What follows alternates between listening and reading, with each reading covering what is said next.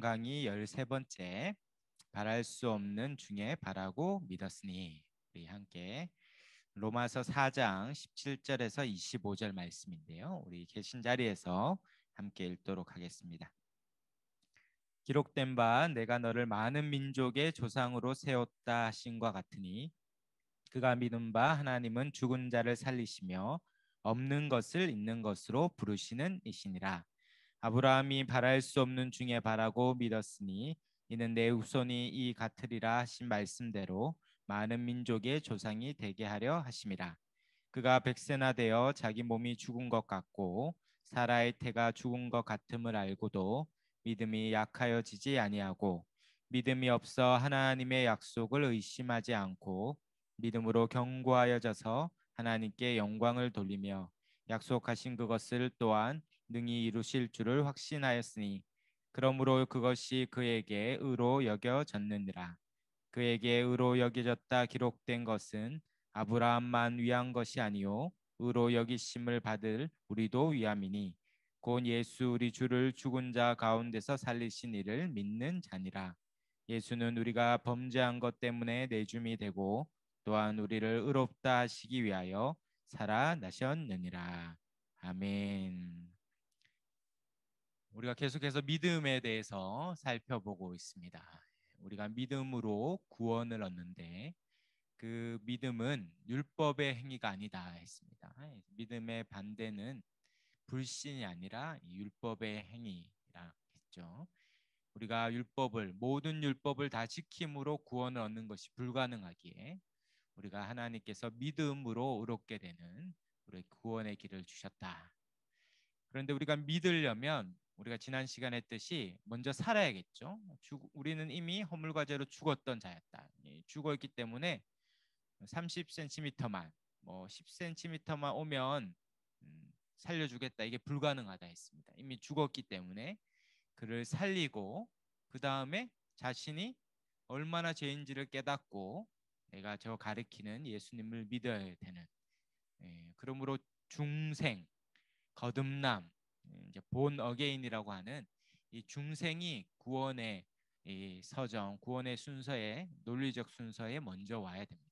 그래서 중생하고 살아나고 그다음에 믿고 회심하고 구원을 얻는. 그러므로 우리의 믿음은 살아난 자에게 주는 선물과 같은 것이다. 그래서 믿음은 하나님의 선물이다 했습니다.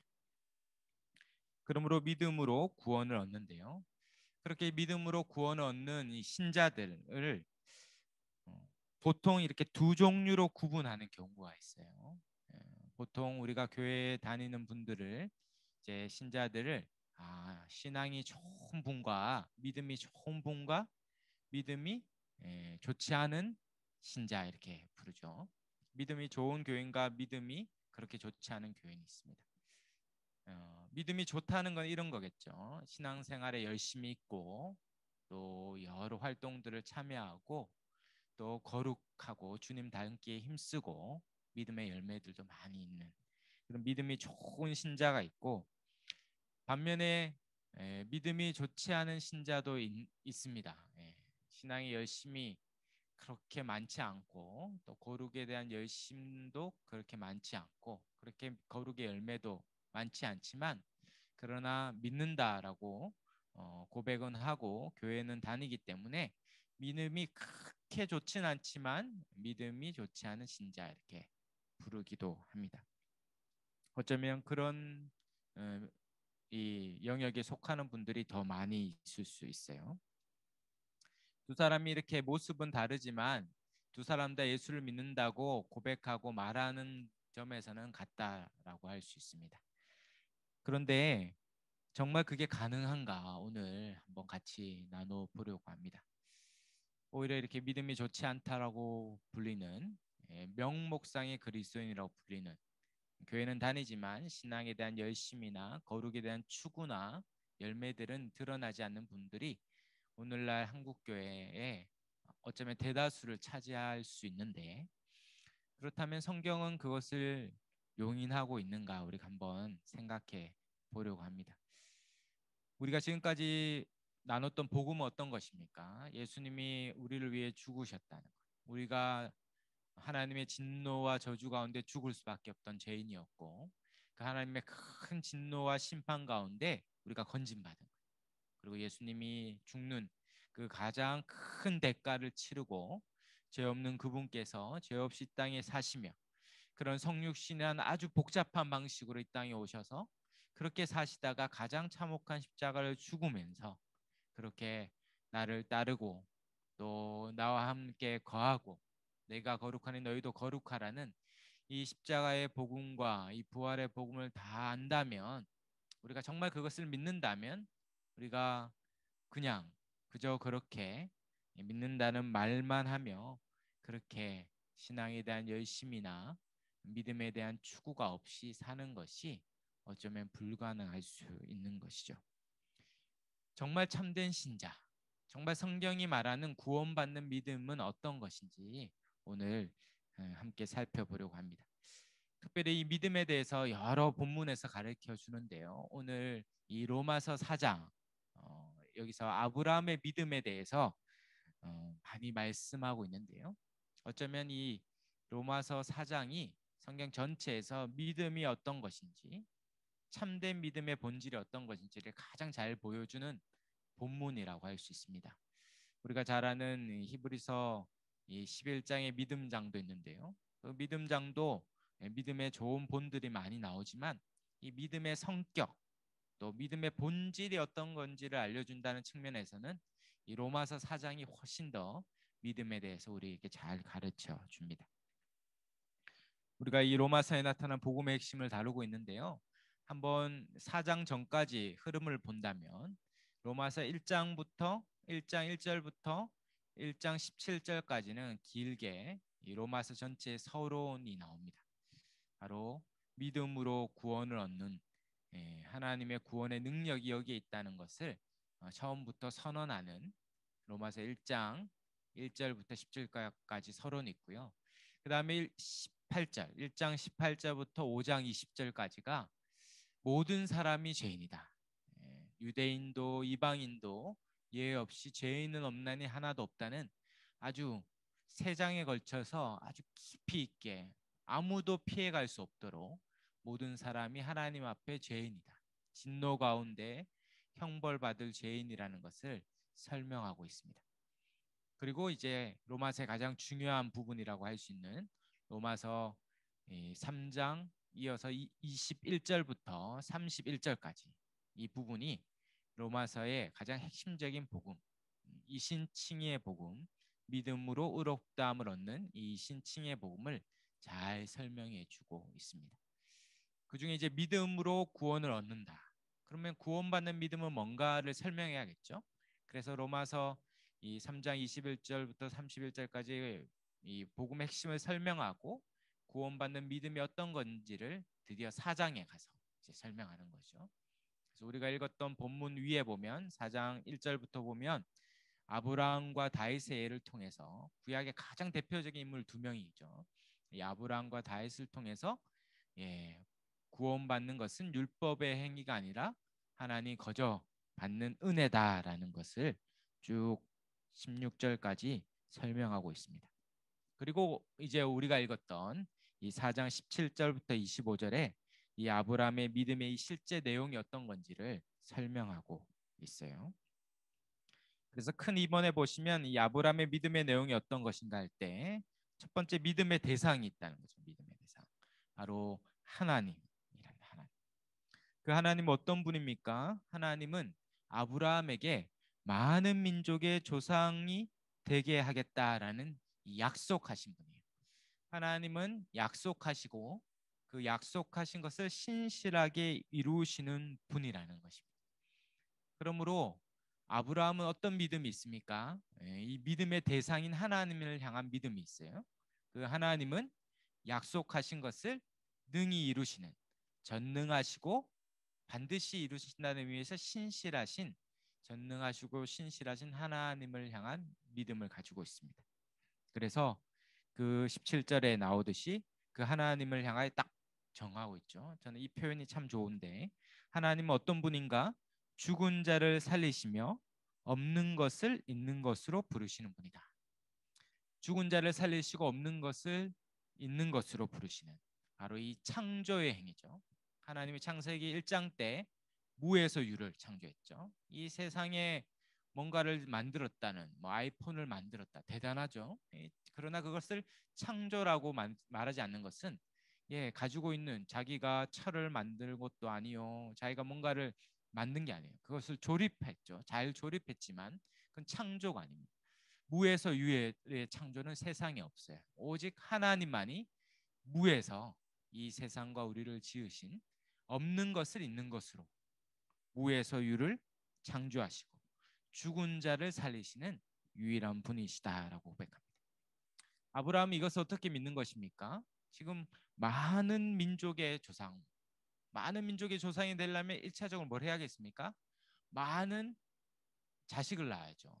알을 낳아야 됩니다. 알을 낳아야 돼요. 자식을 낳아야 되는데 지금 나이가 계속 먹고 있어요. 75세에 부름받아서 계속 나이가 먹고 있는데 점점 아이 낳을 가망성이 점점 없어지죠. 그러나 하나님을 믿는 거죠.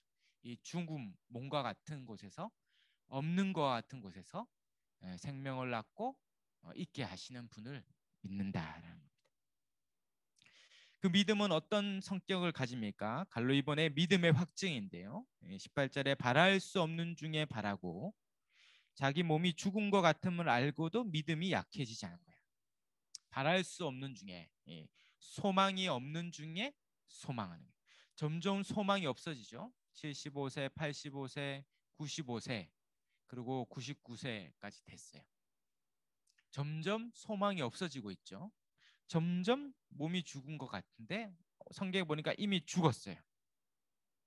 우리가 읽었던 말씀에 보면 19절에 100세나 돼요. 거의 100세 가까이 됐죠. 자기 몸이 죽은 것 같고 이미 남자 구실을 할 수 없어요. 그리고 사라의 태가 죽었어요. 경수가 끊어졌다. 창세기에 말합니다. 그러므로 둘 다 죽었죠.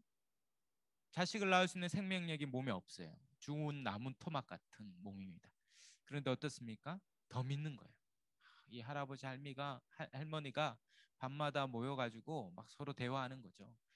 자식을 줄 텐데 그때부터 베네 쪼고리를 준비하고 유모차를 준비하고 아기 이 집을 준비하고 막 그래요.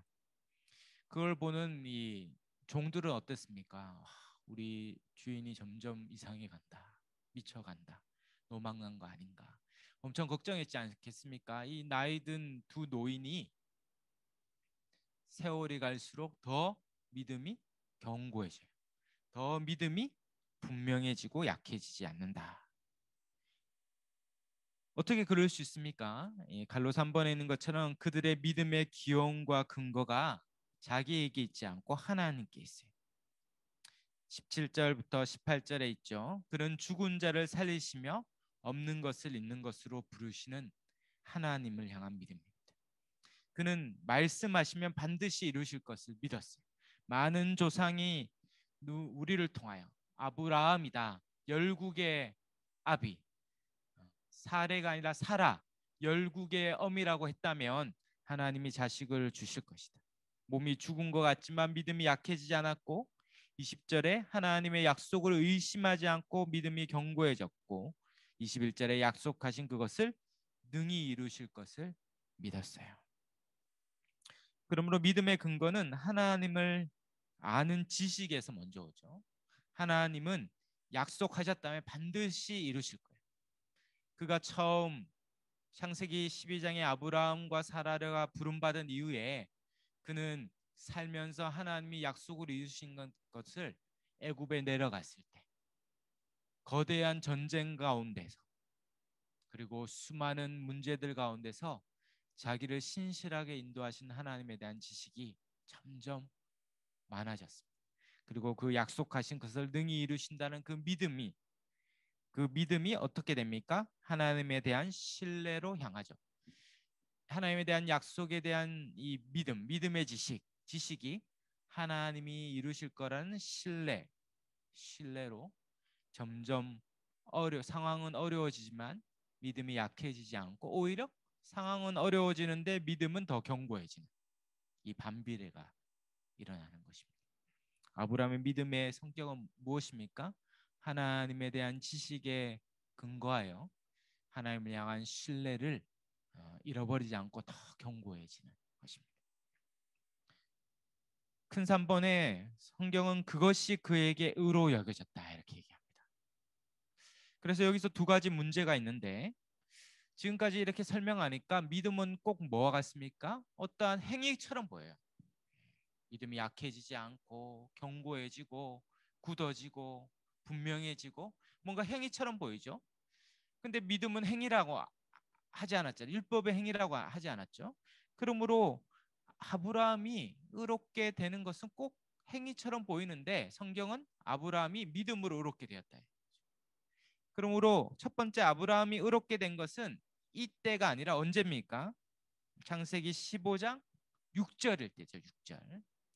15장 5절에 보면 읽어드리면 15장 창세기 15장 5절에 하나님이 아브라함을 끌고 가서 하늘에 이르러 무뼈를 셀 수 있나 보라. 그리고 또 그에게 이르되 내 자손이 이와 같으리라. 아브라함이 자꾸 믿음이 흔들려서 그 자기 종 중에 엘리에셀이 내 후계자가 되겠습니다 이렇게 얘기하니까 아니다. 쓸데없는 생각하지 말라 그러면서 시청각 교육을 시키죠. 15장에 가면 데리고 하늘을 보여주면서 무뼈를 셀 수 있나. 지금 같으면 무뼈를 셀 수 있냐 하면 우리는 세요. 막 별이 많이 없으니까. 근데 그럼 그때는 그게 아닙니다. 그때는 예전에 그 제가 가르쳤던 그 고등부에 그 교사 선생님이 있었는데 미군 부대 소령이었습니다. 소령. 그래서 아프간 전쟁 때 갔던 분이거든요. 그 아프간 전쟁 그 중동이죠. 그 중동에 갔는데 밤에 불을 하나라도 켜면 아프간이 로켓포를 쏘니까 불을 다 끄고 완전히 깜깜한 거예요. 불을 다 소등하고. 근데 하늘을 봤는데 깜짝 놀라요. 하늘의 별이 불빛이 하나도 없는 그 중동의 하늘의 별이 얼마 많은지 별을 세는 게 아니라 검은색 점을 세야 되는 거죠. 왜요? 별로 가득한 거야. 그런 거 보고 싶지 않습니까? 하늘에 별이 가득해서 검은 점이 별보다 더 적어요. 별이 더 많은 거잖아요. 지금 아브라함에게 그 하늘을 보여주면서 해보라는 거예요. 그걸 막 세면 그 지금 의도로 모르는 거죠. 못 세는 거죠. 그처럼 후손이 하늘의 별과 같이 바다의 모래알 같이 모래처럼 티끌처럼 많을 것이다. 아브라함이 네 믿을게요. 그래서 믿을게요. 그러니까 창세기 15장 6절에 아브라함이 여호와를 믿음이 그때 하늘이 열리면서 짠짜잔짠 여호와께서 이를 그의 의로 여기시고 아브라함이 지금 자기 종 후계자 삼으려다가 하나님이 불러서 보여주니까 그때 믿는다 하니까 그 믿음을 의로 여겼죠. 그때는 어떻습니까? 믿음이 행위가 아닌 것처럼 보이죠. 믿었어요. 한 게 없죠. 아브라함이 믿었어요. 그리고 그 믿음을 의로 여겼다 합니다. 그런데 그 이후에 그 믿음은 어떻습니까? 행위처럼 보이는 성격이 있어요. 아브라함은 그 믿음을 가지고 그 믿음이 견고해졌다 했죠. 몸이 점점 죽어가고 경수가 끊어지고 몸이 죽은 것 같아도 죽은 자를 살리시고 없는 것을 있는 것 같이 부르시는 하나님을 믿음으로 더 견고해지고 바랄 수 없는 중에 바라고 소망하는 거죠. 그러므로 믿음은 행위가 아닌 것이 아니라 율법의 행위가 아니고 본질상 믿음은 어떤 상황에서도 변하지 않는 절대적 신뢰라는 행위적인 요소가 있다는 거예요. 갈로 3번에 있는 것처럼 어떤 상황에서도 변하지 않는 절대적인 신뢰입니다. 바랄 수 없는 중에 바라고 100세가 되어도 믿음이 약해지지 않고 의심하지 않고 약속하신 것을 능히 이루실 줄 확실하고 견고해져서 믿음으로 하나님께 영광 돌리는 거죠. 그러므로 믿음의 반대는 행위가 아니라 여기서 잘해야겠죠. 믿음의 반대는 행위가 아니라 믿음의 반대는 율법의 행위죠. 율법을 지켜서 의롭게 되려는 율법의 행위가 아니지만 그러나 믿음에는 행위적인 요소가 있어요. 잘 들어요. 아브라함은 믿었죠.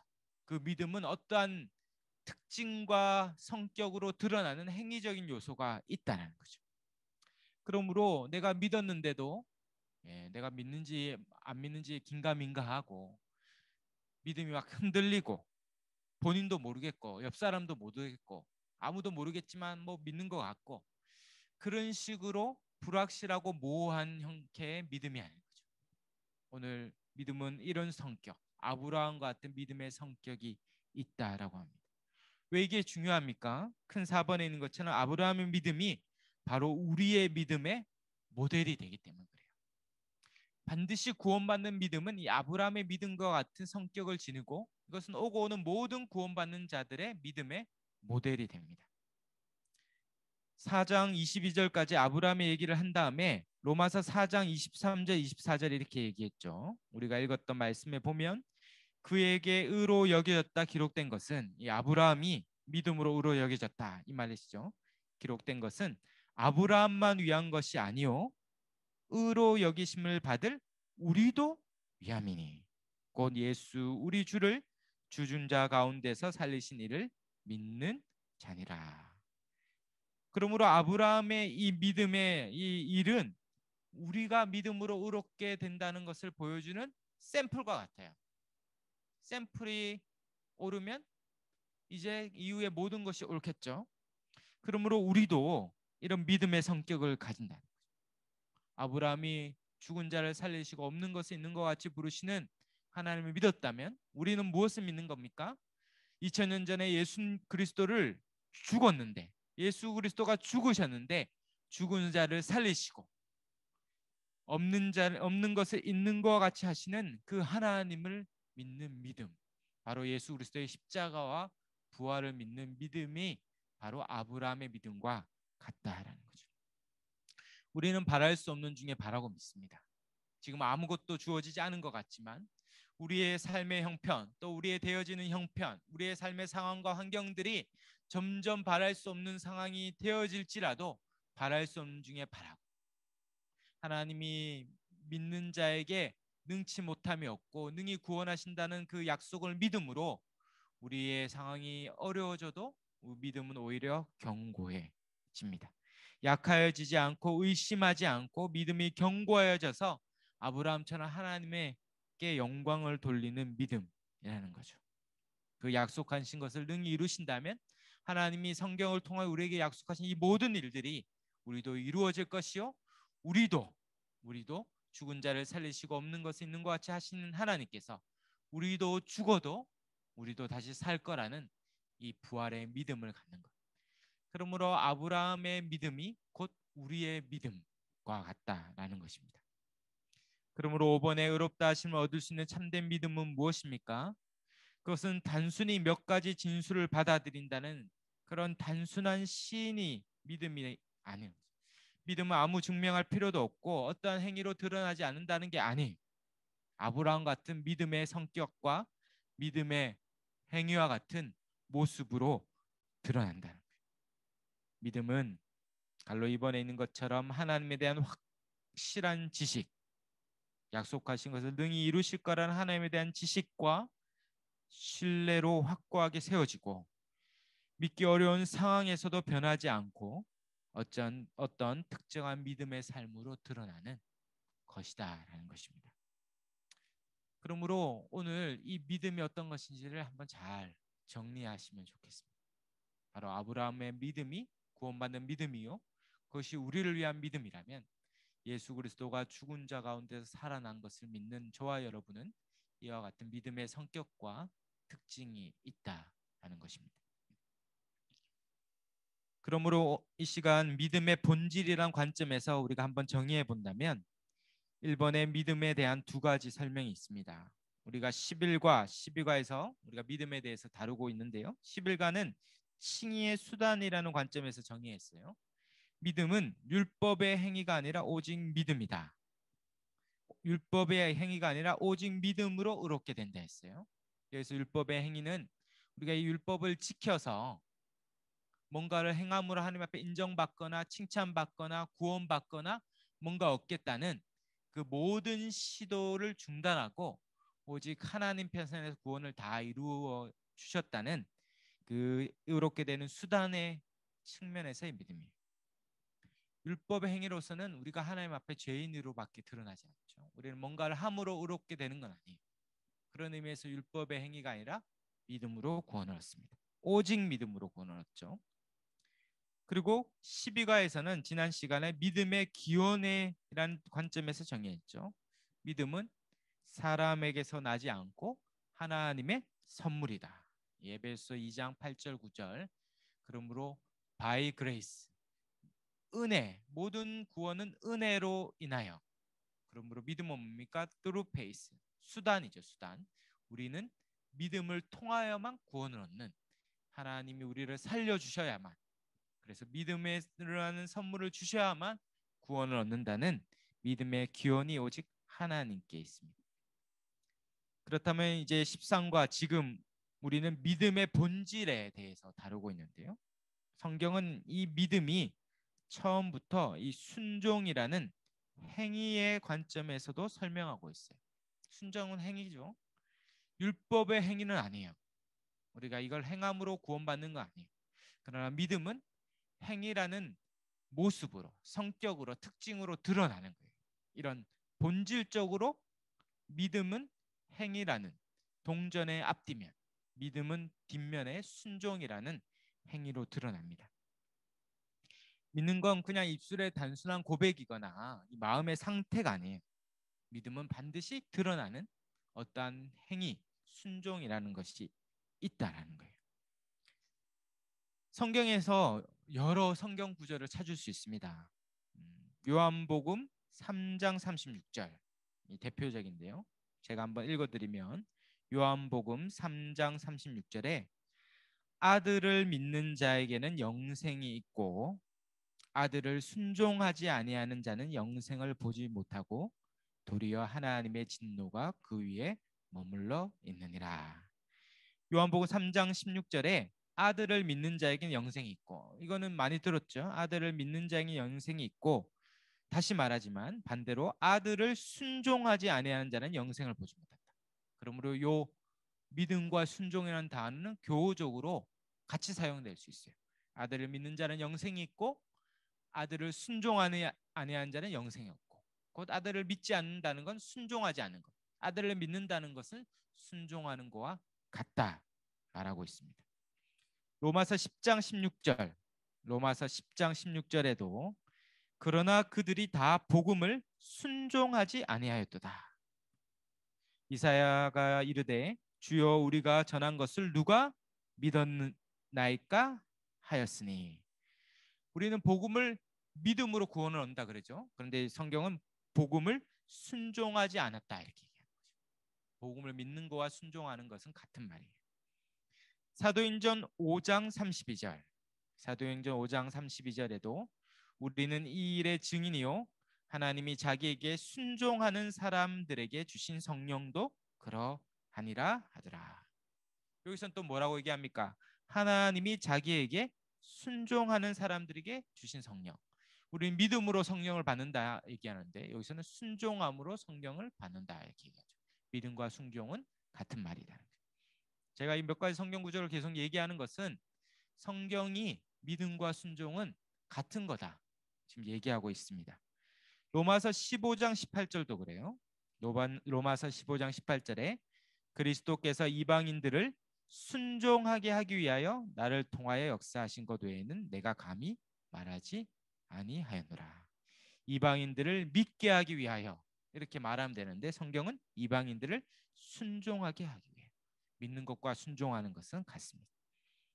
데살로니가 후서 1장 8절이 또 중요한 말씀이에요. 데살로니가 후서 1장 8절에 하나님을 모르는 자들과 우리 주 예수의 복음에 복종하지 않는 자들에게 형벌을 내시네. 복음을 믿지 않는 자에게 형벌을 내리실 텐데 여기서는 주 예수의 복음에 복종하지 않는 자에게 형벌을 내십니다. 그러므로 성경은 뭐라고 얘기합니까? 믿음으로 구원을 얻고 믿음으로 영생을 얻고 순종함으로 영생을 얻고 순종함으로 구원을 받아요. 믿음으로 형벌을 피하고 복종함으로 형벌을 피하고, 믿지 않는 자는 형벌을 받되 주의 복음을 복종하지 않는 자에게 형벌을 받는다. 믿음과 순종은 이렇게 함께 설명하고 있습니다.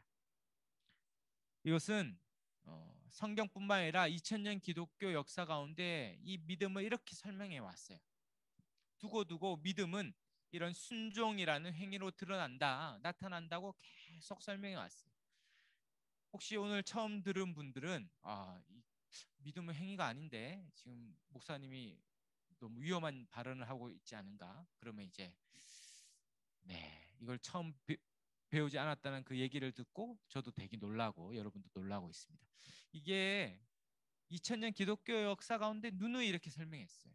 그래서 의롭다 하시 없는 믿음을 그 갈로 2번에 있는 것처럼 지식과 동의, 신뢰라는 이 세 가지 성격으로 설명했어요. 이게 2000년 동안 이렇게 설명되었다는 걸 알려주기 위해서 그 뒤에 라틴어를 썼습니다. 노티티아, 지식, 동의는 아센수스, 신뢰, 피두키아. 우리가 라틴어도 이제 하는 수준 높은 강의인데 이 라틴어를 일부러 쓴 건 이게 오래된 얘기예요. 오래된. 이미 속사도 교부 시대 때부터 믿음을 이 가지 세 가지 성격으로 정리했어요. 이걸 계속 가르치다가 최근에 100년도 안 되는 이 현대에 이르러서는 그냥 예수만 믿으면 구원 얻는다는 아주 얄팍하고 사소한 복음으로 너무 쉽게, 그래서 그 값싼 복음이 이 교회 전체를 약화시키고 지금의 이 한국교회와 한국교회만 그런 게 아니라 오늘날의 이 세계 교회가 이렇게 허약하게 된 것이죠. 믿음이 어떤 것인지를 알려주지 않았던 것입니다. 오늘 너무 좋은 기회죠. 이 믿음이 어떤 건지를 우리가 잘 정리할 필요가 있습니다. 믿음은 이 지식, 동의, 신뢰, 특별히 종교개혁 때에 이르러서 이것을 분명하게 가르치기 시작했어요.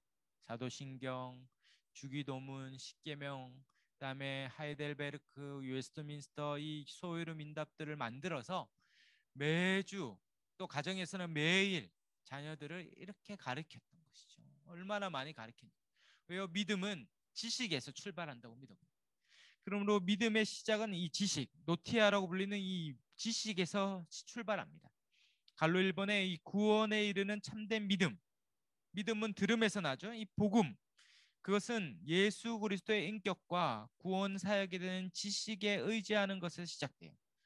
믿음은 어떻습니까? 아브라함도 그랬죠. 믿음은 하나님의 어떤 분이신지, 하나님은 누구신가, 하나님이 누구신가, 그것이 인격이라고 보통 부르고, 하나님이 어떤 일, 우리를 위하여 어떤 일을 하셨는가, 그것을 하나님의 사역이라고 합니다. 그래서 하나님의 인격과 사역, 예수 그리스도의 인격과 사역을 아는 것이 구원의 시작이에요. 도대체 하나님은 누구시고 어떤 존재인지, 그분이 어떤 일을 행했으며 그 행한 일이 어떤 의미가 있는지를 아는 것.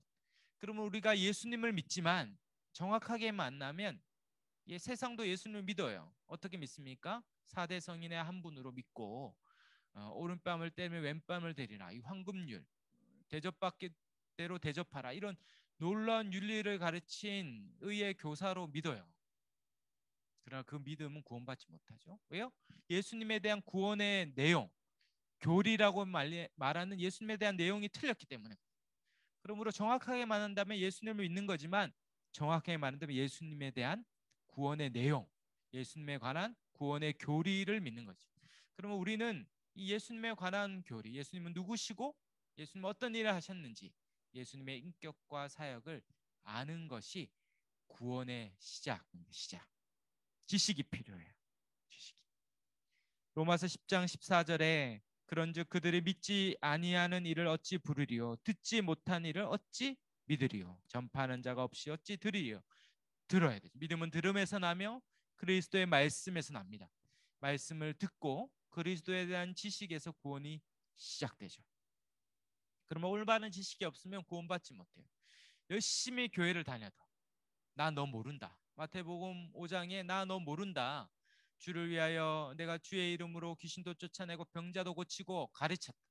목사 계열까지 포함해서 내가 주를 위하여 이 수만 가지의 일들을 열심히 행했다. 그러나 주여 주여 하는 자만 천국에 갈 수 없으니 나 모른다 하면 어떻게 됩니까? 그때는 기회가 없잖아요. 기회가 없어요. 네, 우리가 잘 알아보지 못하고 배우자를 택하여 결혼할 수 있습니다. 알고 보니 꽝이었어요. 돌이킬 수도 없고 예, 그래도 100년이면 끝납니다. 100년. 소망이 되면 안 되는데 하여튼 이 땅에 좀 고달플 수 있지만 그러나 구원과는 상관없을 수 있어요. 그러나 예수님에 대한 잘못된 지식으로 평생 구원받는 줄 알고 갔다가 예수님이 신랑인 줄 갔는데 마지막 때에 그 지식이 잘못됐다면 난 너 모른다 하면 다시 이 땅에 내려와서 다시 시작할 수가 없어요. 다시 시작할 수 없어요. 마지막에 난 모른다 자신할 수 있습니까? 우리가 가진 이 구원의 지식이 나를 진짜 천국 문 앞에서 들여보낼 수 있는 구원받는 지식 맞습니까? 그러므로 확인해야 되죠. 점검해야 되죠. 로마서 10장 2절에 내가 증언하노니 그들이 하나님께 열심히 있으나 올바른 지식을 따른 것이 아니니라.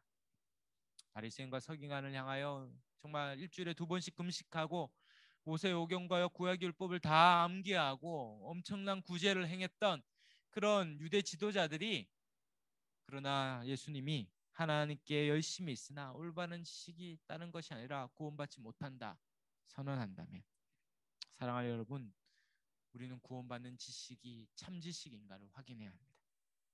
정말 성경이 말하는 그 지식 특별히 갈로 이번에 성경이 말하는 그 지식은 항상 인격적인 관계를 전제한 지식이에요. 어떠한 모호한 게 아니라 한 인격 우리의 구원자 되신 예수님에 관한 지식입니다. 그러므로 성경을 잘 알아도 아브라함의 아들이 이삭이고 또 야곱의 아들은 12명이고 막 이름까지 다 외우잖아요. 그리고 삼손은 힘이 세다. 다윗은 골리앗을 물리쳤다.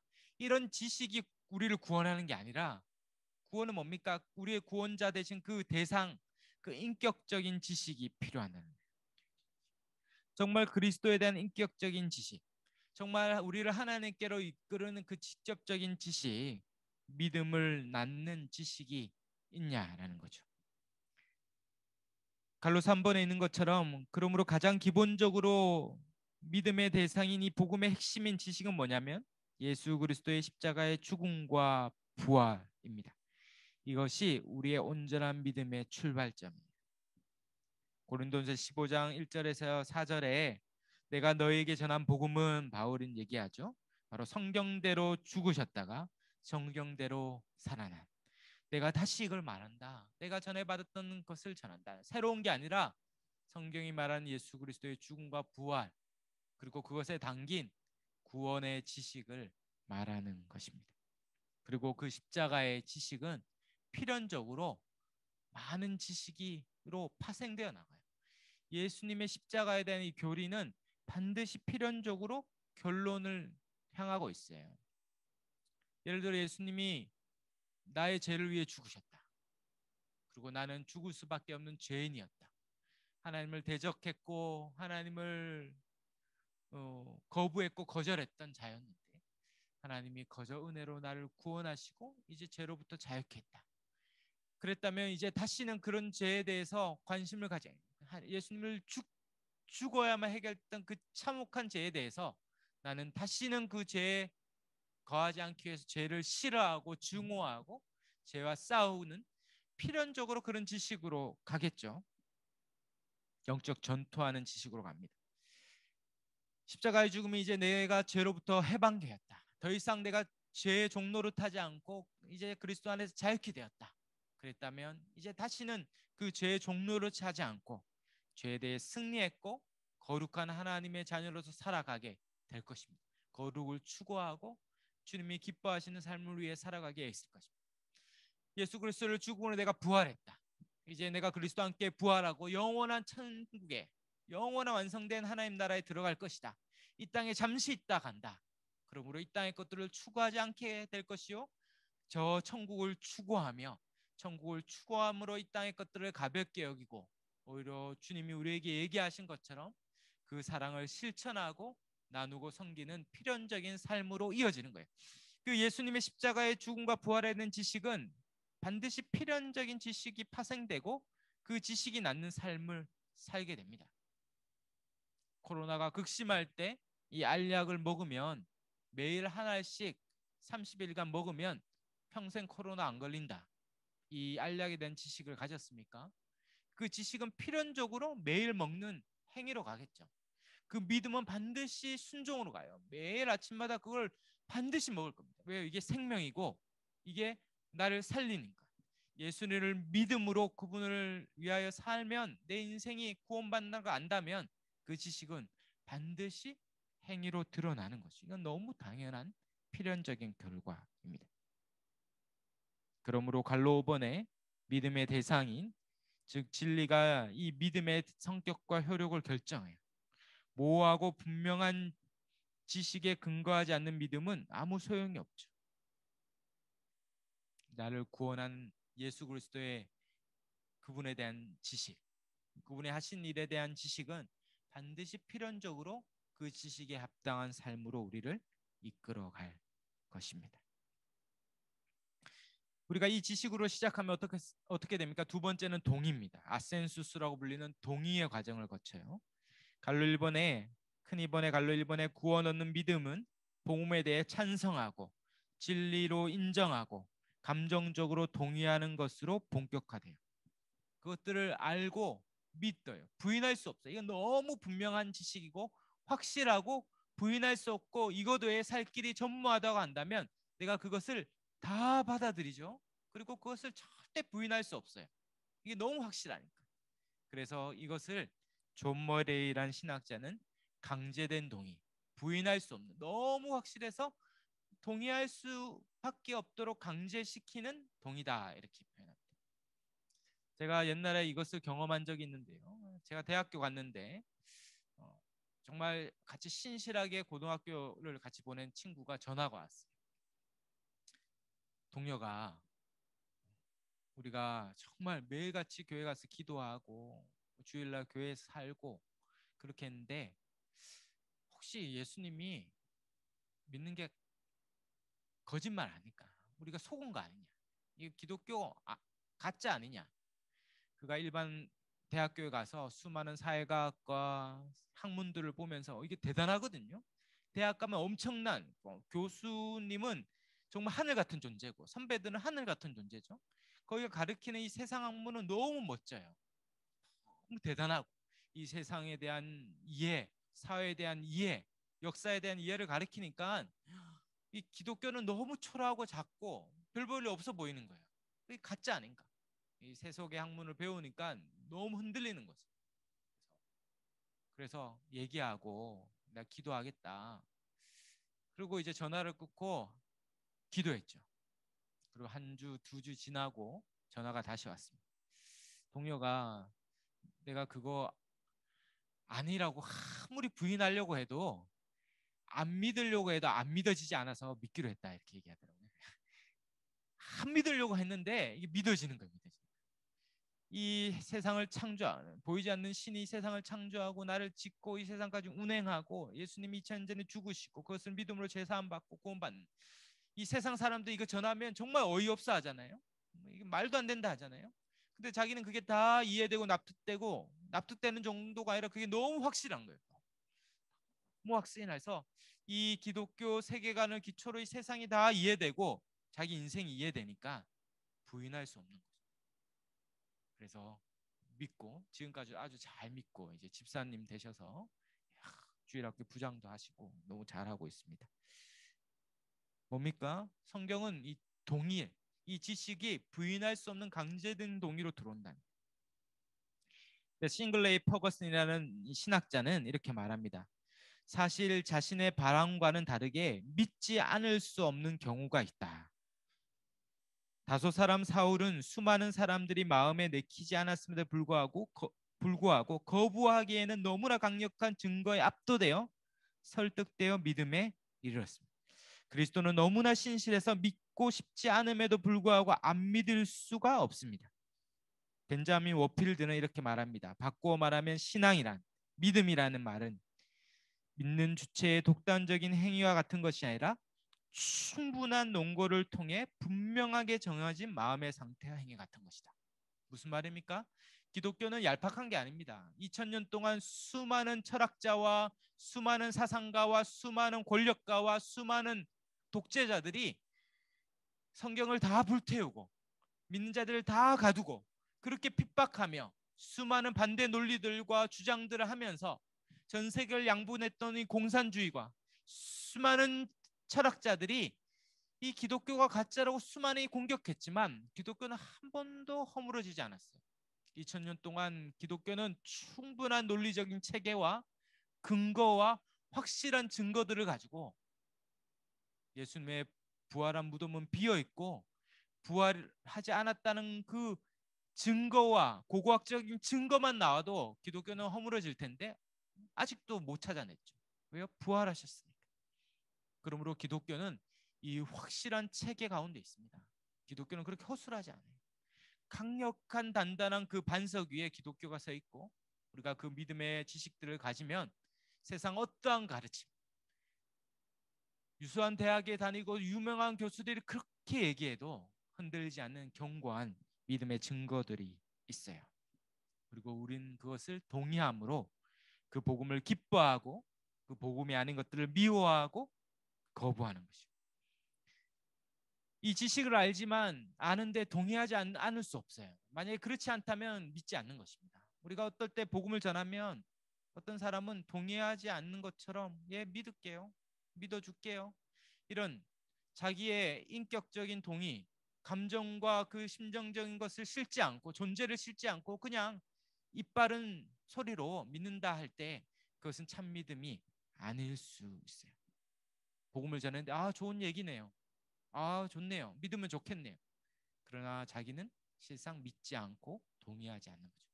그 믿음으로는 구원받을 수 없습니다. 믿음은 마음을 다해 복음의 진리를 이해하고 자기 전부를 걸어서 그것에 자기의 인생을 의탁하는 거죠. 우리가 잘 아는 로마서 10장 9절 10절에 내가 만일 내 입으로 예수를 주라 시인하며 또 하나님께서 그를 죽은 자 가운데서 살리신 것을 내 마음에 믿으면 구원을 받으리라. 사람이 마음으로 믿어 의에 이르고 입으로 시인하여 구원에 이르리라. 사람이 마음으로 믿어 의에 이르고 입으로 시인하여 구원을 얻는 거예요. 이 마음과 입은 원래 같거든요. 우리가 하도 거짓말하고 사기치는 분들을 많이 봐서 마음과 입이 다른 사람을 너무 많이 봐서 이 마음 말하지만 본심이 아닐까 이렇게 생각하지만 그건 이제 뭐라고 얘기하면 이중인격자죠. 이중인격자. 그건 정신분열자예요. 이 마음과 입은 같아야 되거든요. 마음과 입. 그러므로 입으로 시인한다는 건 자기 마음 전 존재를 실는 겁니다. 여기서 한다는 건 어디서 시인한다는 겁니까?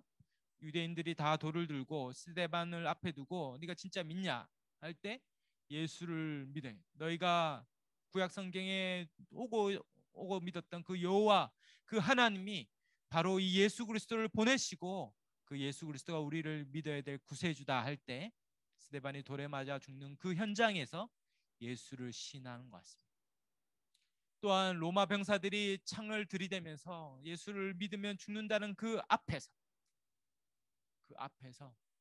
너희가 믿는 로마 황제가 태양신의 아들이요 신인 하나님의 아들이 아니고 그 로마 황제조차 무릎 꿇고 엎드려서 구원을 받아야 돼. 그 만유의 주 만왕의 왕은 오직 예수 그리스도라고 고백할 때 그 창에 찔려 죽는 그 눈앞에서 예수를 신하는 거죠. 예수를 입으로 신한다는 건 자기의 전 존재와 운명과 자기 인생을 걸어서 고백하는 것을 말하죠. 그것이 바로 동의하는 것입니다. 그것은 반드시 마지막 세 번째인 신뢰, 피두키아로 얘기하는 복음은 이 신뢰로 나아가는 거예요. 갈로 1번의 구원 얻는 믿음은 바로 이 신뢰라는 순종으로 드러나는 그리스도께 대한 진실 없는 신뢰와 헌신으로 완성됩니다. 왜 그랬습니까? 우리가 믿는 믿음이라는 것은 인격적인 요소를 갖고 있기 때문에 그래요. 예를 들어 밥을 이렇게 10인분 차려놓고 내가 밥 10인분 차렸어 이렇게 얘기하면 그걸 믿죠. 그리고 실제로 10인분 이렇게 차린 그거는 큰 인격적인 요소인 신뢰를 동반하지 않아요.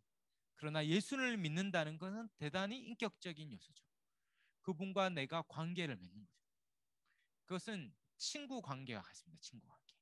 여러분이 어떠한 친구를 사귈 때, 사람을 사귈 때 내가 너를 믿어 할 때 어떻게 믿습니까? 그 존재를 믿는 거죠. 그가 말하고 행하는 모든 것을 믿는 것입니다. 그때 그 친구가 나랑 같이 밥 먹으러 가자 이렇게 얘기하면 아 나는 너 베프야 진짜 친구야 그리고 밥 먹으러 가자 할 때 한 번도 따라 안 가요. 그러면 그래 난 너 진짜 친구야 사랑해. 그러나 밥은 먹으러 한 번도 안 가요. 그러면 친구 맞습니까? 예, 그런 친구는 없어요. 정말 친구고 내가 정말 인격적으로 믿고 따르는 신뢰하는 친구라면 그 친구의 초청에 가죠. 같이 가자 하면 같이 가죠. 친구 따라 강남도 가는데 왜 밥은 먹으러 왜 못 가겠습니까?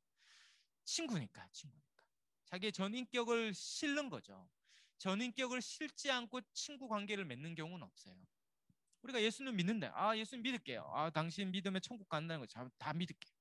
그리고 그분을 위해 시간을 내지 않고 자기 물질도 내지 않고 자기 인생을 드리지 않는데 아, 내 믿어요. 내 예수님 믿으면 천국 가는 거 믿어요. 그리고 자기의 삶의 단 한 부분도 그분께 드리지 않는다면 그것은 믿는 게 아닌 것이죠. 믿는 것은 철저히 인격적인 관계를 전제하고 있어요. 그래서 예수님은 뭐라고 얘기합니까? 마태복음 11장 28절 29절에 수고하고 무거운 짐진 자들아 다 내게로 오라 내가 너희를 쉬게 하리라. 나는 마음이 온유하고 겸손하니 나의 멍에를 메고 내게 배우라. 그리하면 너희 마음이 쉼을 얻으리라. 믿는다는 건 뭡니까? 예수님께 가는 것이죠. 초청하는. 내게 와라. 내가 쉬게 하겠다. 아, 예수님께 가면 쉬겠네요. 네, 쉬겠네요. 그렇게 믿는다고 얘기하면서 자기 짐을 계속 지고 간다면 그건 믿는 게 아니죠. 믿는다면 뭡니까? 기도하는 거죠. 기도하면 내가 듣고 응답하겠다면 기도하는 것입니다. 근데 내게 구하라. 나를 의뢰하라. 나를 신뢰하라. 동료가 나를 믿어. 의뢰야. 내가 너와 함께 너를 인도할 거야. 아, 예수님 저 믿어요. 믿어요. 그러면서 스스로 내 인생은 내가 책임. 동료가 그러지 말고 나를 믿어요. 의뢰해. 아, 예, 믿어요. 그리고 기도하지 않는 거지. 아니요, 저는 믿어요. 예수 믿고 천국 가는 믿어요. 그러면서 예수님께 단 하나도 의뢰하거나 기도하지 않아요. 그럴 때 그것은 믿는 게 아닌 것이죠. 믿는 건 철저히 예수님을 초청에 응하는 것입니다. 우리가 잘 아는 요한복음 1장 12절에 영접하는 자 곧 그 이름을 믿는 자에게 하나님의 자녀가 되는 권세를 주었다면 그분을 영접해야 되죠. 내 삶의 중심으로 받아들이고 그분과 동행하는 것입니다. 예수님은 믿는다 하면서도 입바른 소리하는 자들에게 자신을 의탁하지 않습니다. 요한복음 2장 23절에서 25절에 6월절에 예수께서 예루살렘에 계시니 많은 사람이 그의 행하시는 표적을 보고 그의 이름을 믿었으나 예수는 그의 몸을 그들에게 의탁하지 아니하셨으니 이는 친히 모든 사람을 아시며 또 각 사람에 대하여 누구의 증언도 받으실 필요가 없었으니 이는 그가 친히 사람의 속에 있는 것을 아셨습니다. 믿는다고 하면서 실상 자신에게 의탁하지 않는 그들에게 하나님은 속지 않습니다. 하나님은 절대 만홀히 여김을 받지 않습니다. 참 믿는 자, 신뢰가 있는 참 믿는 자에게 구원을 주시죠. 그러므로 갈로 이번에 믿음의 본질은 신뢰가 있어요. 이것이 복음의 독특성이죠. 예수 그리스도의 인격과 구원 사역에 기반한 구원의 기쁜 소식이기 때문에 구원은 한 인격과의 관계고 참된 믿음은 그 인격에 대한 신뢰, 의탁, 그분을 따르는 것입니다. 그래서 제가 예전에 세례 교육을 하는데 어떤 부모님이 자기 아들 꼭 세례받게 해달라. 이제 갓 대학 들어간 아들인데 그래서 세례 문답을 하고 교육을 했죠. 딱 보면 안 믿는 것 같아요. 그 예, 딱 보면 안 보는 게 딱 그의 삶과 태도에서 드러나죠. 가르치면 건성으로 듣고 들을 마음이 없고. 그래서 물었죠. 너 예수님 믿냐? 예, 믿는다. 진짜 믿냐? 예. 예수님이 나를 위해 십자가에 죽으시고 부활한 거 믿냐? 예, 다 믿는. 어릴 때부터 주일학교에서 다 들었으니까. 제가 너 진짜 믿냐? 믿는다 그러더라고요. 제가 그걸 한 5번 정도 물었어요. 너 솔직히 말해라. 괜찮다. 진짜 믿냐? 아, 괜찮다. 진짜 믿냐? 아우 목사 왜 그러세요? 아니 진짜 믿냐? 5번째 하니까 얘가 약간 진지하게 받아들이더라고. 너 진짜 믿냐? 성경에 말하면 믿는 게 이런 거라고 얘기하는데 너 진짜 믿냐? 마지막에 물었죠. 너 예수님 사랑하냐? 진짜 사랑하냐 물으니까 얘가 머뭇거리더라.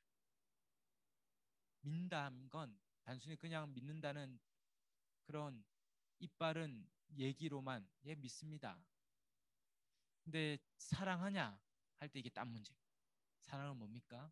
자기 전인격을 들이지 않고는 사랑할 수 없고, 사랑하면 자기의 시간과 물질과 자기의 생각과 마음의 전 존재가 그에게 달려 있어요. 예수님을 사랑하는 것이죠. 믿는다는 건 사랑하는 것이죠. 그 인격에 대한 것입니다. 복음서로 말한다면 예수님을 따르는 것입니다. 나를 따르지 않고는 구원받지 못합니다. 예수님은 바로 믿음은 신뢰, 곧 행위적인 차원에서 드러날 수밖에 없는 헌신이죠. 누구든지 나를 따라오려거든 자기를 부인하고 자기 십자가를 지고 나를 따를 것이다. 따르지 않고는 구원받을 수 없습니다. 그러므로 믿음은 knowing about이 아니라 뭐뭐에 대해서 아는, 예수님에 관해서 아는 건 대통령에 관해서도 알고 지금 대통령이 어떤 분인지, BTS가 어떤 가수인지 뭐뭐에 관해서 알죠. 그러나 knowing 것은 아닌 거예요. 그분과 인격적인 관계 만나본 적도 없고 교제 본 적도 없죠. 그건 아는 것이 아닌 것이죠. 정말 예수에 대해서는 알지만 예수님을 모를 수는 있습니다. 정말 아는 것. 그분과 인격적으로 교제하고 그분이 내 삶 전부고 그분께 사로잡혀서 사무치도록 주님을 위해 살고자 하는 열망으로 살지 않는 한 그것은 참 믿음이 아닐 수 있습니다. 신뢰에 이르지 않는 믿음은 참된 믿음이 아니죠.